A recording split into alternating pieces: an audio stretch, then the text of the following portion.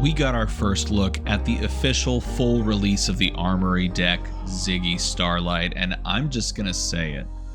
I think this hero is a camel. I think this hero is 100% a camel. If you don't know what that term means, there's the old adage that a camel is a horse designed by committee, where not everyone kind of agrees, and some people put this piece and that piece and another piece.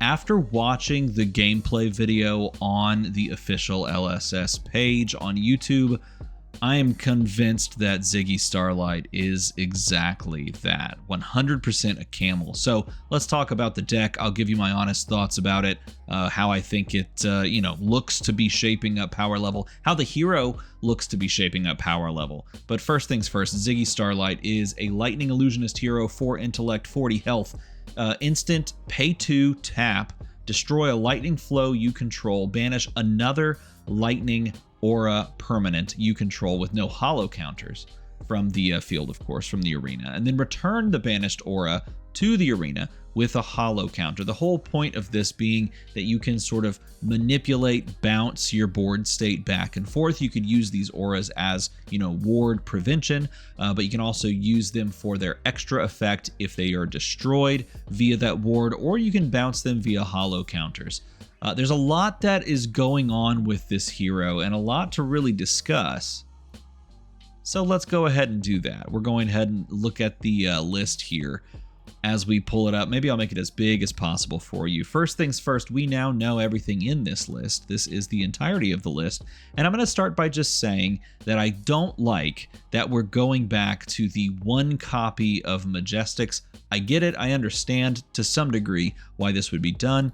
Miraging Metamorph is not this sought after card, and if you would like to kind of push towards that playstyle, you of course can go and buy that card for relatively cheap on, TCG Player or from a local, anything like that, right? You could trade for it. There's some upgrade path here to be had, but at the same time, I look at how the Armory deck Hollow was handled, which of course is an Origins product, and how it has full playsets of all these cards. And I just ask the question, why not just do that here? I get that there's something important to be noted about giving your player that picks this up something to build towards and something to upgrade. And I understand that there's a little bit of buy-in that comes with that. And that's cool. But at the same time, this just feels like a Windmill Slam type 3 of card, like if you were going to include that, a fine inclusion. I'll also point out that a lot of these cards are just the commons and rares, and in my opinion, I think that's actually okay because this is a hero that can be played in Silver Age, and you could most likely relatively easily pare this down to Silver Age with just commons and rares. I would love to see, and I don't know if this is the case, I would love to see if they do indeed give a little indicator that says this is what you would play for Silver Age. If you wanted to buy this deck as Silver Age, this is what you would play. Of course, the full list if you would play Classic Constructed. I want them to make that the 100% going rate for these types of decks. I understand that there's going to be, starter product for Silver Age on the shelf next to this, but I think it would be cool to say, hey, this is a product that kind of gets you into this brand new set with a brand new hero, and you can play it in Classic Constructed, and you can play it in Silver Age, and we've just told you what cards to remove. It's not that they need to double down on, all of this extra stuff. They literally just need to put the little indicator on the card and then just call it a day. So that's an easy selling feature that I'm hoping is included. I'm not sure will actually be included, but I'm very much hopeful that that is what they do. And if they don't, I think that's a knock. I think that they should do that going forward because I don't think it's that hard to do. Now, looking at the equipment suite, we have Aphrodisias, which does to me look like Aphrodisias, but I'm just going to pronounce it like everyone else seems to be doing because peer pressure. It's a Lightning Illusionist weapon. It is essentially, and this is where we start to talk about all of the threads that have come together to make this hero. This is essentially Waning Moon. Instant, pay 1, tap, deal 2 arcane damage to target hero, activate only if an aura with a hollow counter has entered the arena under your control this turn. This is basically just Waning Moon. Waning Moon was pay 2, deal 2 damage, or pay 2, deal 3 damage. And Waning Moon was insane. This perhaps not going to be as insane simply because it is 1 for 2, but it's also arcane damage, and it's a hero that is an illusionist who does indeed play stompy illusionist attacks, and these ones can't actually be popped. They can be interacted with, but can't be popped. And so this is a second style or a second type of damage that Ziggy Starlight has access to, and it does indeed make things a bit more complex or complicated to play up against. And so this is a point in Ziggy's favor if you're looking at this hero and thinking, why would I ever want to try and jump through all of these hoops? Well, you do have access to split damage, and it is pretty effective, it would appear, if you do have the capacity to gain these hollow counters. And we'll talk about the deck. It does have the ability to do that on its own without the actual lightning flow side of things. Blitz Kick is basically just a foot piece that pops and creates a lightning token. Embodiment of lightning token specifically, and you can only do it if you've played an instant. Seems pretty decent. It is indeed a rare, so that will be playable in the Silver Age side of things, and this is part of the reason why I think that it probably isn't like out of the box Silver Age ready, because the final 3 pieces are all Majestics. Starfield Carapace. This one blade breaks for 1 and is a Majestic, and it says instant destroy it until the end of the turn. And Aphrodisias you control costs 1 less, so it's free. And when this deals damage, create a lightning flow token. That seems pretty solid overall if you're expecting a shorter game. Starfield Touch is the arm piece that can untap an Aphrodisias if you pay 1 and destroy it. This one has Battle Worn 1 and allows you basically to Aphrodisias twice on a turn. So 4 arcane seems pretty good. And then Starfield Veil, this one is the headpiece, and it has Guard Well. It blocks for 2 instant. You pop it. The next aura that you play gains the hollow counter right away. But you can only use this if an attack is fragmented, and that of course leads us to where we're going. But as I said, the deck and the hero appear to be this conglomeration, this coalescence of all of these other heroes. Is that thematic? You decide. If it's thematic, then so be it. But it does have shades of theming, right? This is a hero that is in many ways a mirror of all of these other heroes out there. And I think we're going to see it more and more. So Aphrodisias strikes me as very wizardy. Obviously, it deals arcane. It feels like Waning Moon.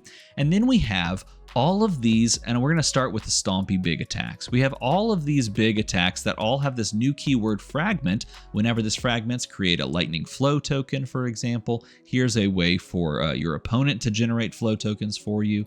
We also have the giant big 7 power attack Blink of an Eye. This one's really good. If this fragments, if your opponent interacts with it by blocking with a card that has 2 or more defense, this will go down -2. So that's what fragment means if you weren't reading the card up until that point. With this one, you banish a lightning aura permanent and it comes back with a hollow counter, which is quite good. That's exactly what you want to do. These ebbing arc strides are very good. Commons as well can be played in Silver Age. And these, whenever they fragment, they get go again. So your opponent can basically just take 5 and turn your turn off unless you've got tricks. But at the same time, you're also getting them to interact with you. And that is a huge thing in this game. If you can get your opponent to interact with you and like force your cards through or to do something with you, then you start making the value math a little bit more nebulous, right? You're forcing them to calculate their math on their own turn plus the math on blocking compared to yours, losing value but gaining perceived value with the effects that you could possibly be getting. Things start to get a lot more interesting. So you have all these big stompy attacks, right? I even talked about Miraging Metamorph. There's a Polaris Pulse Ray, which is a 2 for 7 that deals 1 arcane whenever it fragments, which is super cool. And this like heavily strikes me as like the old school Icelander, Bulllander style list. You have, you know, this arcane damage that you could be swinging on any given turn, but you also have these big stompy attacks. These are 2 different wizard heroes, not even an illusionist hero that this kind of gives you the vibes of. It gives me the vibes of 2 different wizard heroes. But if we're also talking about illusionist, in a way, this also feels very similar to Prism. And while I was watching the gameplay, how that game played out, and I'm not going to spoil it if you haven't gone to watch it, but it also felt like watching old school Prism, not necessarily from a board state perspective, but from the game flow, the way that the game flowed.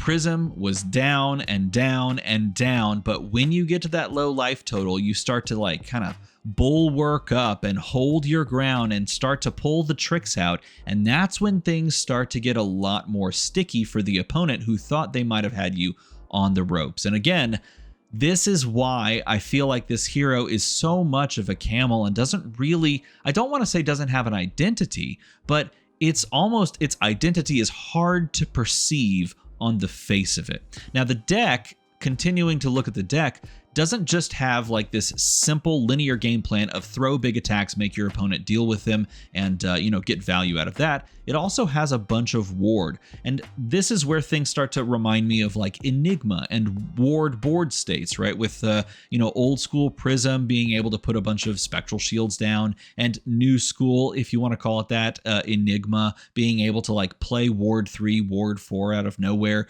and then just kind of stop your turn dead in its tracks.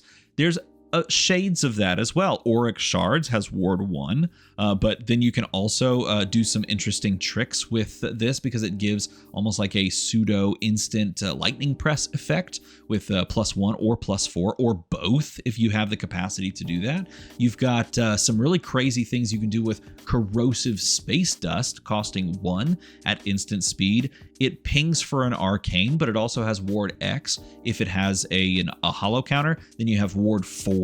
Otherwise, it's ward 1. And so there's all of these defensive tools as well that allow you to try and stall the game out when things are starting to look dicey. Stardust Spike, for example, one of the Majestics in the deck. This one indeed does come in 3 of, so kudos to them for playing that. This costs nothing.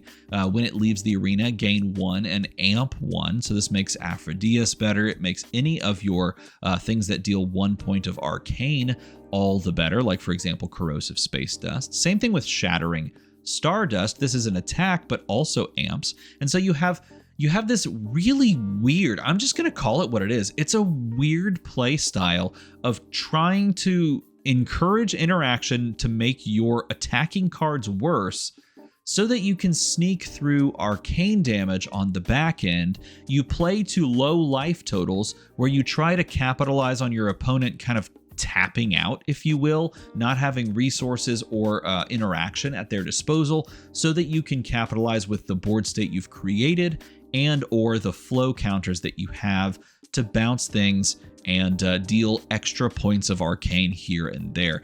It's really, really interesting. And again, for me, like on a personal level, this seems like one of those like scratch your head, I don't know what they call them in like in Magic the Gathering. There's like the Spike, there's the Johnny and the Timmy. I think this would be a Johnny style deck where you're trying to do something that's so out of the ordinary, win with like an unheard of strategy, off the beaten path type hero.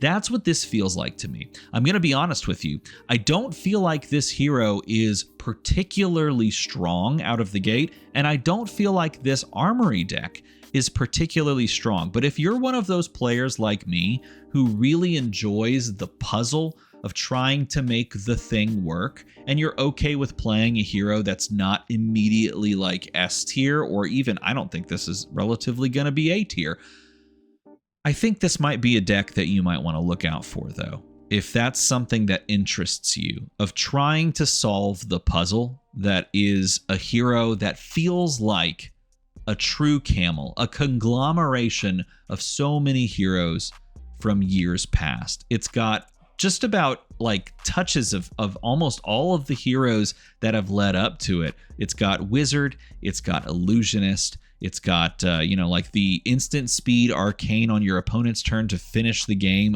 aka Wizard, or like Acilio, for example. It's got big stompy attacks like a Bolander or a, like a Prism, for example.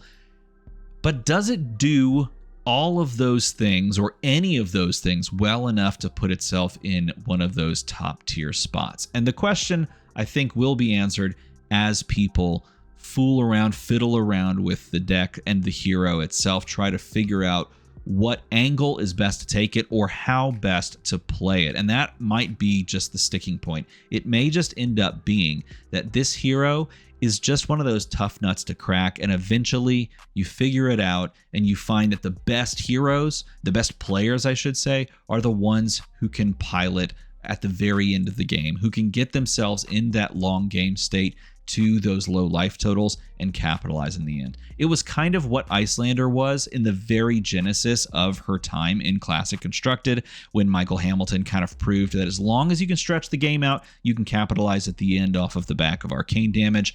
Maybe that's what we have with this hero. So those are my first impressions of the deck. I think it's weird, but maybe it's weird in a good way. If you like this type of content, if you want me to talk more about these decks, if you'd like to go deeper into the world of Flesh and Blood, of course, make the number go to the other number and let me know what you think about this deck down in a comment below. As always, everybody, thanks for watching.